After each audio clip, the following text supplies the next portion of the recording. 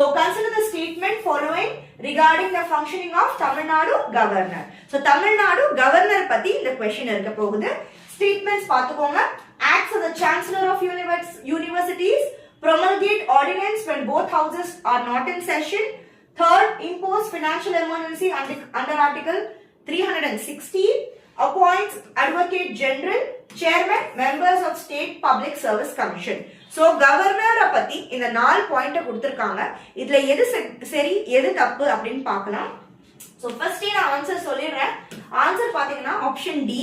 First option and second option, third option தப்பு, fourth option correct. எப்படி அப்படின்னு கேட்டீங்கன்னா வாங்க எக்ஸ்பிளனேஷனை பார்க்கலாம். So இந்த ஆப்ஷன் absolutely கரெக்டான ஒரு ஆப்ஷன். ஏன் அப்படின்னு பாத்தீங்கன்னா governor the chancellor of state university அப்படின்னு சொல்லிட்டு ஸ்டேட் யூனிவர்சிட்டி ஆக்ட் வந்து சொல்லிருக்கு. சோ அதனால ஸ்டேட்மெண்ட் 1 வந்து கரெக்டான ஸ்டேட்மெண்ட். ஸ்டேட்மெண்ட் 2 பாத்தீங்கன்னா promulgate ordinance when both houses are not in session. promulgate அப்படின்னா என்னன்னா அனௌன்ஸ் பண்றது. ஓகேவா? ஏதாவது ஒரு ஆர்டினன்ஸோ ஆர்டரையோ அனௌன்ஸ் பண்ற அதிகாரம் கவர்னருக்கு இருக்கா? எப்போ? when both houses are not in session அவருக்கு அதிகாரம் இருக்கா அப்படின்னு கேட்டீங்கன்னா எஸ். இந்த ஸ்டேட்மெண்ட் வந்து கரெக்டான ஸ்டேட்மெண்ட். அண்டர் ஆர்டிகல் 213 கவர்னருக்கு இந்த அதிகாரம் உண்டு.